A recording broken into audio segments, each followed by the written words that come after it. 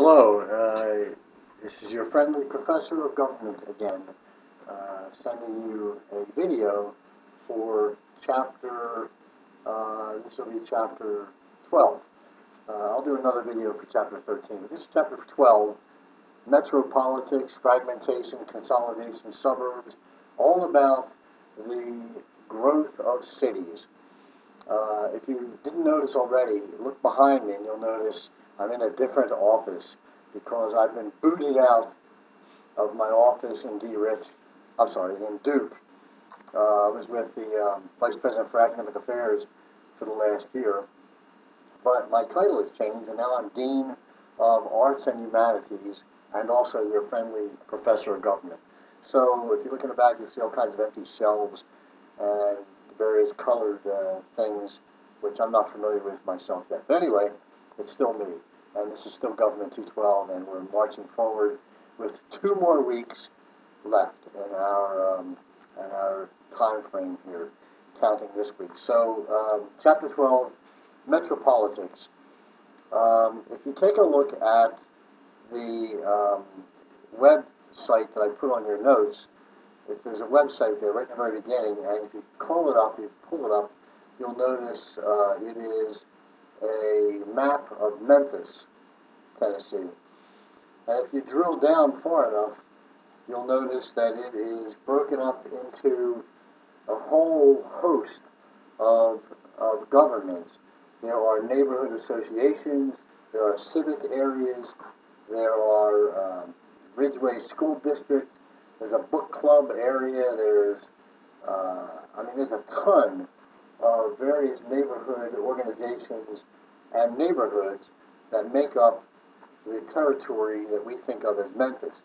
If you pull out a bit from that website, you'll notice that the city is outlined by a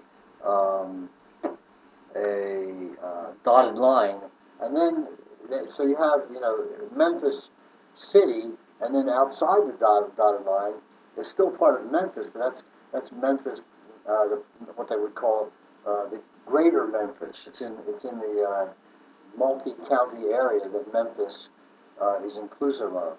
So I put that on the system here for your purposes to take a look at, to show how complicated an urban area can be with a city, and within the city many neighborhoods and urban areas, and then even the city itself is connected to a larger urban area that's not really the city, but it's sort of the external part of the city, suburbia, if you will.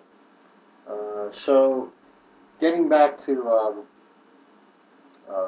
the notes here, if I can find them. Here they are. Some of the terms that you want to look at, and please remember again, as I've said every other time, I'm not really teaching in this video. I'm trying to give you some guidance so you can focus in the chapter your limited amount of time and try to go to the heart of the matter. Take a look at some of the terms that are explicit in the chapter, like megalopolis, metropolitan, micropolitan. What do these terms mean? Metropolitan statistical area. Megalopolis, for example, if you've ever driven up I-95 or I-40, I-95 from Florida to New York, particularly I-95 from Washington, D.C. to Boston, it's almost like it's one interconnected city. There's not too much farmland that you can see when you watch it, when you're looking out the window, driving up 95 in your vehicle. There's some, but I mean, as you get into Delaware and you move forward, you get into Washington, Delaware, Annapolis, all the way up into Philadelphia, you move forward into New York, you're into Boston. That's a megalopolis. It's a huge connection of a number of big metropolitan areas that seem to be connected. There's a megalopolis from Miami to Dade County, down to Fort Lauderdale. There's a megalopolis across the western coast from San Diego up to Los Angeles. There's another megalopolis around the Great Lakes area, Chicago and other cities around the Great Lakes. It's just another term to describe the tremendous growth that we see in metropolitan areas. A metropolitan statistical area is a term used by the Commerce Department when they term statistically where, by census terms, where people are living and how many people are living in a statistical area, metropolitan statistical area. So take a look at that and know what that means. A couple of big things in the chapter. One of the big things about the chapter is how did cities begin, and how did suburbs begin? Uh, the simple fact of the matter is cities really are ancient areas in America, let's say, that started as places where they were typically on a body of water, like a river or the ocean side of a bay, where ships could come in and pick up raw materials to ship back to Spain and Great Britain and other parts south, France, let's say. So as those ports grew, there was a need for warehousing, there was a need for inns for travelers to stay overnight. There was then, there was need for workers, the dock workers, and then we have the development of train systems to bring raw materials into those growing areas. And pretty soon we have residential areas, we have police departments, fire departments, stores, manufacturing plants, all developing over a period of time in what was really a connecting point to bring raw resources to a water area, a port, to put those things on ships and ship them out to other countries. As they grew, the internal areas of the cities became older. They developed manufacturing plants, belching out smoke from smokestacks and from steam engines, developing in those plants. Lots of people transporting them to the manufacturing plants, and so people began to reside instead of in the center of the city, more in the outskirts, and we see the rising development of suburbs. First of all, older suburbs. If you drive through the center of the city, you'll see some, uh, continuing vestiges of residential areas. Those tend to be called urbs, or BURBS, urburbs, where they are the older suburban areas. But as cities grew and grew and grew, the suburbs become farther out as transportation becomes cheaper. We have, where we have horse-drawn carts bringing people in from suburbs into the city. Then we have the development of the combustion engine, so that people can own their own cars or motorcycles and transport themselves in from farther out of the city. And we have the growth of cities and suburbs ringing the older city areas, as if you will. And then we have, boom urbs and exurbs. Take a look at those, define those. Those are in the text, and see what they mean as cities develop. Are suburbs different? Yes. The housing in suburbs, people tend to be more professional, more educated, wealthier.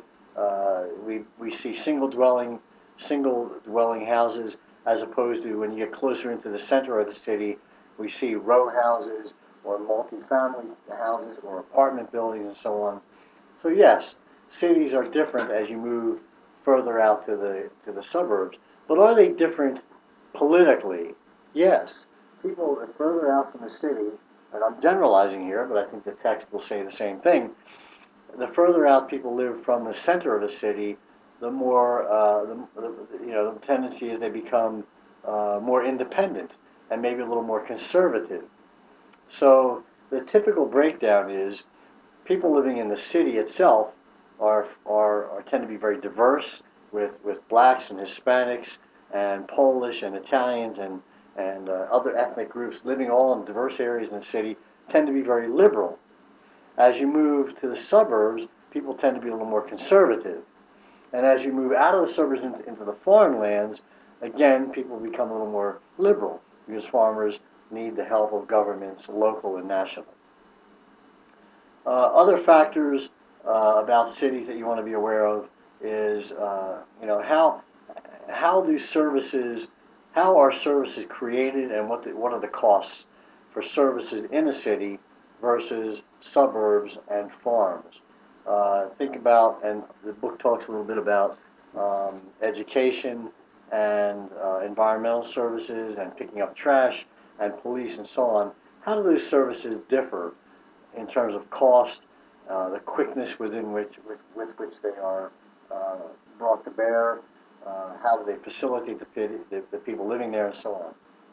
Book talks a little bit about, and I think the second large area of concern is the difference between consolidation and fragmentation. If you think about, and if you'll pull up that little map of Memphis, is Memphis a consolidated city or is it a fragmented city? Well, I would dare say it's a fragmented city at this point, with lots of neighborhoods doing their own thing. Sometimes they're making their own rules. The city of Memphis makes the law for the city per se, but they may have different regulations for Society Hill than they do for the inner city, because transportation is different, the school systems are different, the way trash is picked up is different, and so, it's not unusual for a large metropolitan city like Philadelphia, New York, Memphis, even Knoxville, let's say Lexington, to have a very differentiated way of making rules and carrying out rules. And the term we use for that is fragmentation. I want you to look closely at that matter of fragmentation in the text, and then notice that there is a trend toward consolidating, that is, making rules that are the same for all parts of the city and all groups within the city. Now, the point about consolidation, as you'll notice in the text, is that when you have lots of smaller local governments, there tends to be lots of conflict, inefficiency, and inconsistency in how laws are made. When we consolidate, then we can say, oh, well, then things are at least consistent, people are being treated similarly, people are being affected by the legal system similarly. The problem with consolidation is not all the neighborhoods are the same, nor do they need the same kinds of regulation. For example, downtown, we probably have lots of bus routes and train systems, and in some cities, like Washington, D.C., we have subways. As we move further out of the center city, people drive the cars more frequently, and there's a need for stoplights and regulation of traffic in that way. And so we wouldn't have the same rules and regulations downtown as we would in a more distance away from the center city. Hence, neighborhoods would have different kinds of rules and regulations with regard to parking, trash removal. If you ever live in a city or worked in a city, some places, you can park your car on one side of the street on Monday, Wednesday, and Friday, but not on the other side until Tuesday, Thursday, and Saturday because of street cleaning. And depending upon it, it's a very complicated, urban areas are very complicated and they're very fragmented. So the benefit of consolidation sometimes is not big enough to convince urban governments to consolidate, and they remain fragmented for the reasons we just mentioned. What can people do in a city if they live there and they don't like it, they don't like the way the laws are? They, as the authors talk about, can vote with their feet. This is something called the TIEBOUT model, or TIEBOUT model, where if you don't like the way things are in the city of Memphis, then get a job in Knoxville and move there, or go to Lexington, or go out to Owensboro in Kentucky or someplace else. That's referred to as voting with your feet. Not too many people can do that. Not a lot of us can just pick up and move. But in a democratic society, we do have that option. Also, the text goes into a discussion about COGS. Those are councils of governments. There's a long discussion on page 427 about special districts. There's a discussion about interjurisdictional agreements, both verbal and formal, and also metropolitan federation. Those terms you'll see on your continuous test. So be aware of what they are and how they differ from one another. I've also put a few YouTube videos in your notes for Chapter 12 that we're on now. Please take a look at those. I think they tend to help color or make a little more clear some of the issues that we're talking about here. If you have any questions, again, email me. Thank you.